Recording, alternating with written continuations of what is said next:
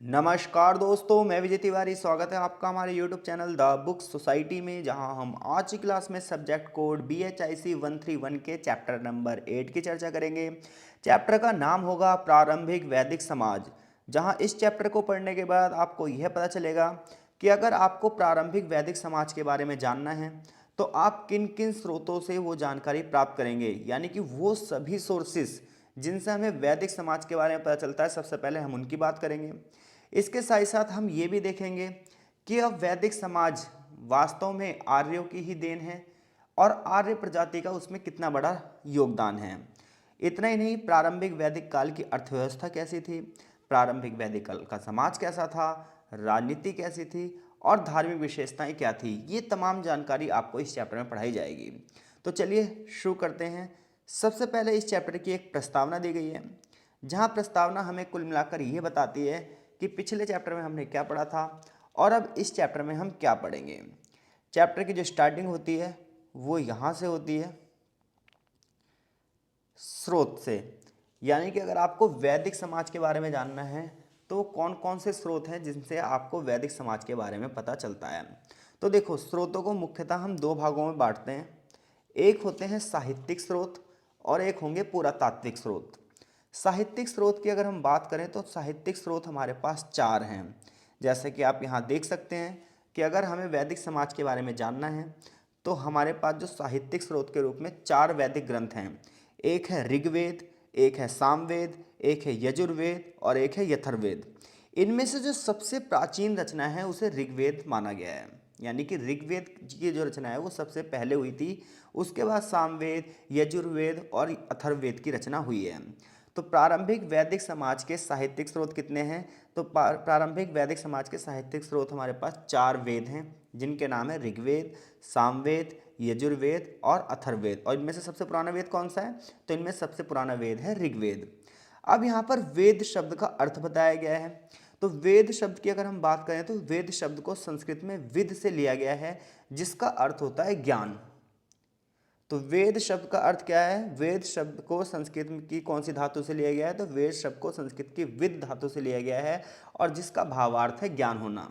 वेदों में प्रार्थनाएं हैं, वेदों में श्लोकों का संकलन किया गया है और इनकी रचना बहुत से कवियों ने और महर्षियों ने की है।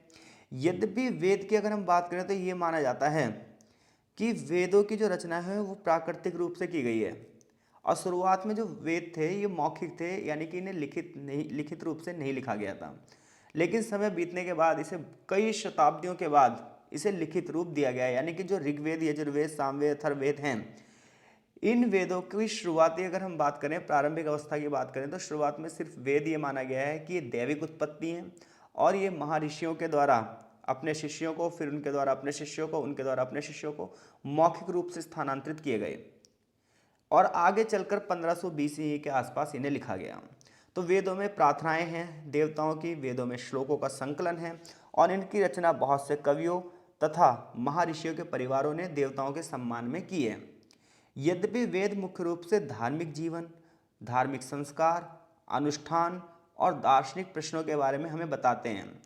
इसमें बहुत से देवताओं को समर्पित बहुत सारे मंत्र हैं जो देवताओं के आह्वान, यानी कि देवताओं को बुलाने से संबंधित हैं, युद्ध में जीत से संबंधित हैं, लंबे जीवन से संबंधित हैं, रोगों से मुक्ति, मवेशी, घोड़े, भोजन की उपलब्धता, पुत्र प्राप्ति जैसी कामनाओं की पूर्ति के लिए विभिन्न मंत्रों का संकलन इसमें किया गया है। हालांकि आप ये ना समझें कि वैदिक साहित्य कोई एक दिन में रचना करी है। वैदिक साहित्य कई सौ सालों में विकसित हुआ है, लगभग एक सहस्त्राब्दी, यानी कि लगभग हजारों साल लग गए इसे। इसलिए इस साहित्य को हम ये कहें कि वैदिक साहित्य में एक स्थिर समाज के बारे में पता चलता है, एक फिक्स सोसाइटी के बारे में पता चलता है, तो ऐसा नहीं है। वैदिक समाज में भी टाइम टू टाइम चेंजेस हुए हैं, जैसे कि इस चैप्टर में हम प्रारंभिक वैदिक समाज पढ़ेंगे, लेकिन जो अगला चैप्टर होगा हमारा, उसमें हम उत्तर वैदिक समाज पढ़ेंगे। तो वैदिक संस्कृति के दौरान भी बहुत सारे परिवर्तन समाज में हुए हैं, क्योंकि समाज का मतलब ही है समय के हिसाब परिवर्तन। तो अगर हम बात करें वैदिक साहित्य की, तो वैदिक साहित्य कई शताब्दियों में विकसित हुआ है और ऐसे में हम ये नहीं कह सकते कि वैदिक साहित्य का जो समाज था वो एक स्थिर समाज होगा। तो यहाँ की राज्य व्यवस्था में, अर्थव्यवस्था में, सामाजिक व्यवस्था में, सांस्कृतिक व्यवस्था में परिवर्तन हुए हैं। इन चारों वेदों को संहिताओं के रूप में भी माना जाता है और क्योंकि उस समय ये मौखिक परंपरा की प्रतीक थी। श्लोक का मतलब था उसका पाठ करना, उसे बिल्कुल याद कर लेना, मौखिक रूप से उसको स्थानांतरित कर देना। अतः जिस समय इन्हें संकलित किया गया था उस समय इन्हें लिखा नहीं गया था। ये बात मैंने आपको पहले बता दी है। ऋग्वेद की जो रचना है वो 1500 बीसी से 1000 बीसी के मध्य हुई होगी, ऐसा हम मानते हैं, क्योंकि विद्वानों ने इसी निष्कर्ष को निकाला है। और इसी समय को हम प्रारंभिक वैदिक काल कहते हैं। तो जब भी आपसे कोई कहे कि प्रारंभिक वैदिक समाज क्या है, प्रारंभिक वैदिक काल का समय क्या है, तो ये माना जाएगा प्रारंभिक वैदिक काल का समय वो समय है जिस समय में ऋग्वेद की रचना की गई। और ऋग्वेद की रचना 1500 बीसी से 1000 बीसी के बीच माना जाता है। ऋग्वेद संहिता की अगर आप बात करोगे तो ऋग्वेद संहिता में 1028 यानी कि 1028 सूक्त हैं, जिन्हें 10 मंडलों में विभाजित किया गया है, जिनमें से 2 से लेकर 7 तक की जो पुस्तकें हैं इन्हें सबसे पुरानी मानी गई है, जबकि जो पुस्तक नंबर 1 है, 8 है, 9 है और 10 है, ये माना जाता है ये बाद की रचनाएं हैं। तो आरंभिक वैदिक काल के जो ग्रंथ हैं इन्हें पारिवारिक ग्रंथ भी माना जाता है। तो अब तक की बात सिर्फ इतनी सी है कि प्रारंभिक वैदिक समाज की अर्थव्यवस्था, राजनीतिक व्यवस्था, सांस्कृतिक व्यवस्था, धार्मिक व्यवस्था को जानने के लिए हम वेदों का अध्ययन करते हैं, जिनमें से वेद 4 हैं, ऋग्वेद, सामवेद, यजुर्वेद, अथर्ववेद, जिनमें से सबसे प्राचीन रचना है ऋग्वेद। वेदों की बात की जाए तो वेदों को हम ये मानते हैं कि ये धार्मिक उत्पत्ति हुई है, ठीक है। इनके बारे में नहीं पता कि इनकी रचना कैसे हुई होगी। शुरुआत में जो वेद हैं वो प्रार्थनाओं का संकलन थे, श्लोकों का संकलन है, महर्षियों के माध्यम से इन्हें आगे चलकर लिखा भी गया, लेकिन शुरुआत में ये मौखिक परंपरा के प्रतीक थे। चारों वेदों को संहिता के रूप में भी माना जाता है। और वेदों का अध्ययन करने के बाद हम इस निष्कर्ष पर भी पहुंचते हैं कि जो वैदिक समाज था ये स्थिर नहीं था, इसमें समय के साथ परिवर्तन हुए होंगे। सबसे प्राचीन रचना ऋग्वेद की है और ऋग्वेद के समय को ही हम प्रारंभिक वैदिक समाज कहते हैं। ऋग्वेद में टोटल 1028 सूक्त हैं, 10 मंडल हैं, जिसमें से पहला, 8वां, 9वां और 10वीं जो किताब है ये पुरानी मानी गई है, जबकि दूसरी से लेकर 7वीं जो किताब है वो पुरानी मानी गई, माफ़ कीजिएगा, और पहली, 8वीं, 9वीं और 10वीं जो किताब है ये नई मानी गई है। ठीक है भाई। आगे चलकर इन किताबों पर बहुत सारी टीकाएं और टिप्पणी भी की गई हैं, जैसे कि विजयनगर के एक व्यक्ति थे जिनका नाम था शायणाचार्य, इन्होंने इन वेदों पर टिप्पणियां की हैं। और आगे चलकर मैक्स मूलर का नाम आप जानते ही होंगे, मैक्स मूलर ने ऋग्वेद का आधुनिक संस्करण तैयार करा, बिल्कुल अपडेट जो एडिशन है वो तैयार किया। आगे विद्वानों ने का ये मानना है कि अगर हम ऋग्वेद की बात करें तो ऋग्वेद की अगर हम बात करें तो इसकी तुलना वो ईरान के ग्रंथ से करते हैं। ईरान का जो प्राचीनतम ग्रंथ है उसका नाम था अवेस्ता। तो जो ईरान का ग्रंथ अवेस्ता है उससे तुलना की जाती है ऋग्वेद की। ये माना जाता है ऋग्वेद से भी पहले की जो रचना है, ऋग्वेद से भी जो पुरानी किताब है वो अवेस्ता है। और ये माना गया है कि जो ऋग्वेद की रचना की गई होगी वो कहीं ना कहीं अवेस्ता से प्रेरित होकर ही की गई होगी। इसके लिए इन्होंने क्या क्लू दिया है, इसके लिए उन्होंने कहा है कि अवेस्ता में जिस लैंग्वेज का यूज़ हुआ है उसी लैंग्वेज का यूज़ ऋग्वेद में भी हुआ है। तो अवेस्ता और ऋग्वेद के बीच में भाषा वाली समानता है। हम यहाँ पर शब्दों की बात करें तो अवेस्ता में बस एच और एस यानी कि हा और सा, जैसे अवेस्ता में लिखा होगा हिंदू तो हमारे यहाँ बोला जाता है सिंधु, तो हा को बस सा पढ़ा जाता है, तो भाषागत समानता है। तो हम कैसे मान सकते हैं कि हमारे जो आर्य संस्कृति है वो कहीं ना कहीं ईरान से ही आई होगी, हम ये कैसे मान लें? तो हम ये मानते हैं कि भाई ईरान का एक प्राचीन ग्रंथ है जिसका नाम है अवेस्ता, और भारत का प्राचीन ग्रंथ कौन सा हो गया? ऋग्वेद। तो अवेस्ता और ऋग्वेद में क्या है? भाषागत समानता है, बस अंतर इतना है कि सा और हा में, और भी कुछ ऐसे शब्द हैं जिनमें, और भी बहुत सारे लेटर ऐसे, अक्षर ऐसे जिनमें ऐसा अंतर है। इसके अलावा देवताओं के बारे में बात की जाए तो थोड़ी चीज़ें उल्टी हैं। फॉर एग्जाम्पल ऋग्वेद में ये बताया गया है कि जो राक्षस होते हैं, असुर होते हैं, देवताओं के शत्रु हैं, जबकि अवेस्ता में ये बताया गया कि जो देवी देवता हैं ये राक्षस होते हैं, वहीं असुर सर्वोच्च होता है। यानी कि हमारे यहाँ तो ये बताया गया है कि देवता सर्वोच्च होते हैं, असुर निकृष्ट होते हैं, जबकि अवेस्ता में ये बताया गया कि देवी देवता जो हैं वो राक्षस हैं और असुर जो हैं वो सर्वोच्च हैं। तो भाषाई समानता है, कहानियों में थोड़ी समानता है, तो ऐसा माना गया कि आर्य इस एरिया से भारत में आए होंगे। इस आधार पर विद्वानों ने अलग अलग मत दिए हैं। इन्होंने ये बताया कि दोनों ग्रंथ, चाहे अवेस्ता की बात हो चाहे ऋग्वेद की बात हो, दोनों ग्रंथों में जो वर्णित लोग हैं उनकी समान भाषा होगी, और इनका स्थानांतरण यानी कि ये लोग पश्चिमी एशिया और ईरान से भारत की ओर आए होंगे। यानी कि आर्य ईरान से भारत की ओर आए, इसके लिए हम क्या एविडेंस देते हैं, इसके लिए क्या सबूत देते हैं?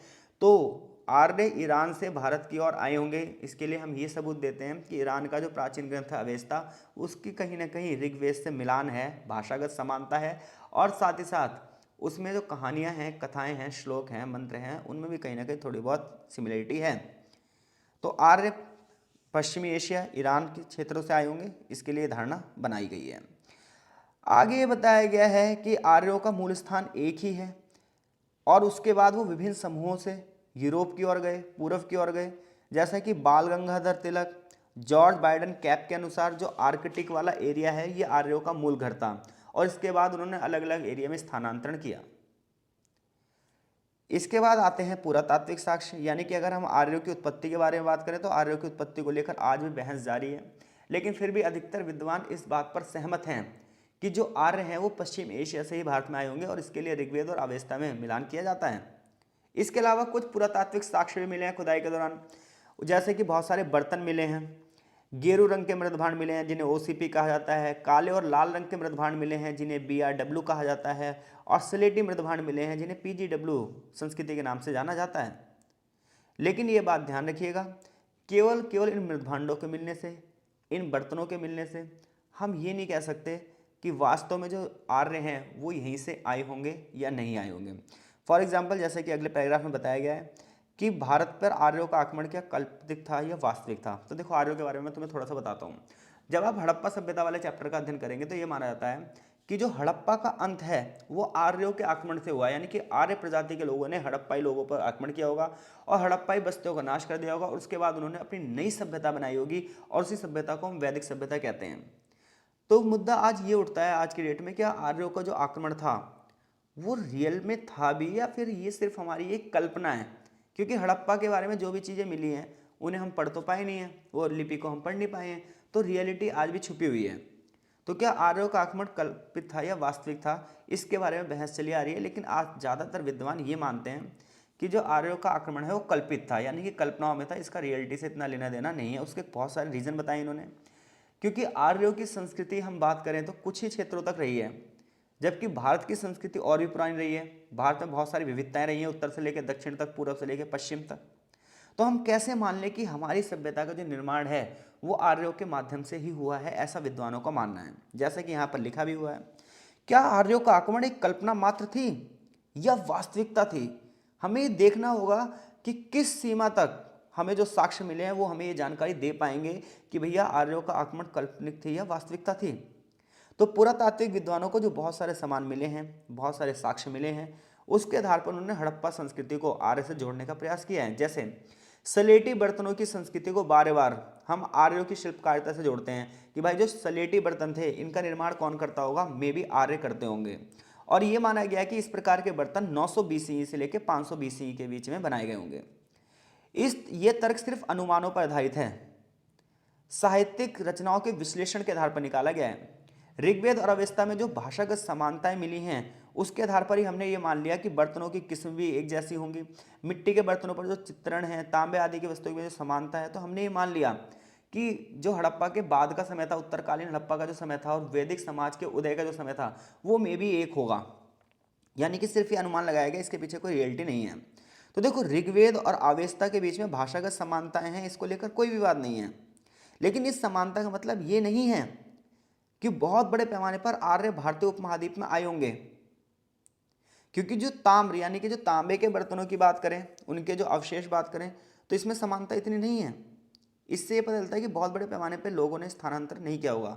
देखो मैं इसे थोड़ा सा और आसान लैंग्वेज में करता हूँ। जैसे मान लो कोई क्षेत्र के लोग हैं, वो दूसरे क्षेत्र में आकर बस रहे हैं, तो अपने साथ अपनी संस्कृति भी तो लेकर आएंगे। वो जिस प्रकार के बर्तन बनाते होंगे उस प्रकार के बर्तन बनाएंगे, जिस प्रकार के त्यौहार मनाते होंगे उस प्रकार के त्यौहार मनाएंगे। तो जो आर्य लोग हैं ये उठकर भारत में आए तो वो अपनी पूरी की पूरी छाप यहाँ पर दिखाएंगे, लेकिन जो हमारे यहाँ पे बर्तन मिले हैं खुदाइयों के दौरान और जो वहाँ मिले हैं उसमें इतनी समानता नहीं है। हालांकि ग्रंथ में समानता है, अवेस्ता की भाषा में समानता है, बट रियल में ऐसा नहीं है। आर्य अवधारणा को जैसा कि पहले भी कहा गया है कि मृदभांड की किसी एक शैली के आधार पर पहचान नहीं की जा सकती। यानी कि हम सिर्फ और सिर्फ ये नहीं मान सकते कि मृदभांड की एक शैली यानी कि बर्तनों की एक शैली मिल रही है तो इसके आधार पर हम ये मान लें कि आर्यों ने ही हमारी जो है सामाजिक पहचान है। आर्य एक खोखली अवधारणा है जो सिर्फ भाषा से संबंधित है, जो भाषागत समानता दिखा रही है लेकिन बाकी चीज़ों में समानता नहीं दिखा रही है। तो हमें ये बहुत सारी चीज़ों का ध्यान रखना चाहिए। प्रारंभिक विद्वानों का ये मानना है कि इंडो आर्य हड़प्पा पतन के कारण थे, यानी कि शुरुआत के विद्वानों ने यह माना कि हड़प्पा का जो नाश हुआ उसका कारण था इंडो आर्य। उन्होंने कहा कि हड़प्पा के नगरों का जो विकास हड़प्पा के नगरों का जो नाश हुआ है, शहरों का जो सर्वनाश हुआ है, वो आर्यों ने किया है।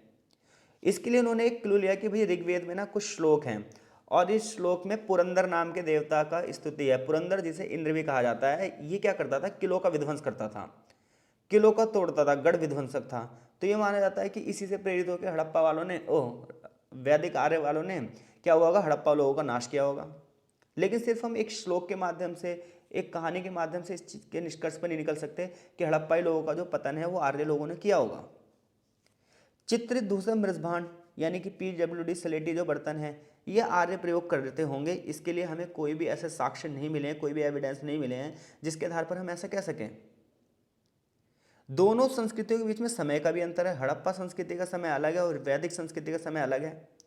इसके अलावा भगवानपुरा, दधेरी, हरियाणा और मांडा में जो खुदाइयाँ हुई हैं उससे पता चलता है कि बड़े पैमाने पर जो स्लेटी बर्तन हैं उसकी संस्कृति बिना रुकावट के साथ वहाँ पर मिली है और कोई भी आक्रमण के साक्ष्य मिले ही नहीं है।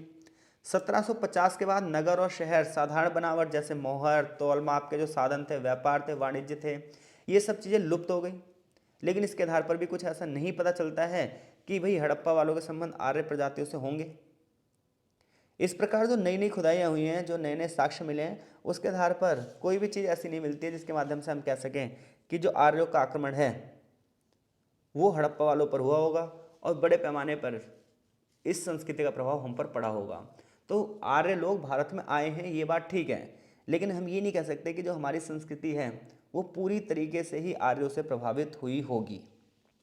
तो अब तक इस चैप्टर में थोड़ा सा बेसिक कॉन्सेप्ट क्लियर करने की कोशिश की गई है कि अगर आपको वैदिक समाज के बारे में जानना है तो ऋग्वेद, सामवेद, यजुर्वेद और अथर्ववेद से पता चलता है। इसके साथ साथ वैदिक साहित्य का संबंध आर्य संस्कृति से, ये बात ठीक है, लेकिन आर्य संस्कृति का प्रभाव पूरी तरीके से पड़ा है ये कहना गलत होगा। आगे चैप्टर में हमें ये बताया गया है कि जो वैदिक समाज है उसकी उस समय हमारी अर्थव्यवस्था कैसी थी, यानी कि वैदिक समाज के दौरान जो लोग थे उनकी अर्थव्यवस्था कैसी थी, सामाजिक व्यवस्था कैसी थी, राजनीतिक व्यवस्था कैसी थी, ये सब चीज़ें आगे चैप्टर में बताई गई है। आई होप सो चीज़ें आपको समझ में आ रही होंगी। अगर चीज़ें आपको समझ में आ रही हैं तो कमेंट बॉक्स में कमेंट जरूर करिए ताकि हमें भी ये लगे कि हाँ आपको चीज़ें अच्छे समझ में आ रही है, वरना हम इसमें कुछ बदलाव करेंगे और आसान भाषा में आपको समझाने का प्रयास करेंगे। तो इस पार्ट में हम इतना ही रखते हैं। इस चैप्टर के नेक्स्ट पार्ट में हम वैदिक कालीन अर्थव्यवस्था, राजनीतिक व्यवस्था, इन सब का गहराई से अध्ययन करेंगे। तब तक के लिए आपका बहुत बहुत धन्यवाद। मिलते हैं आपसे नेक्स्ट पार्ट में।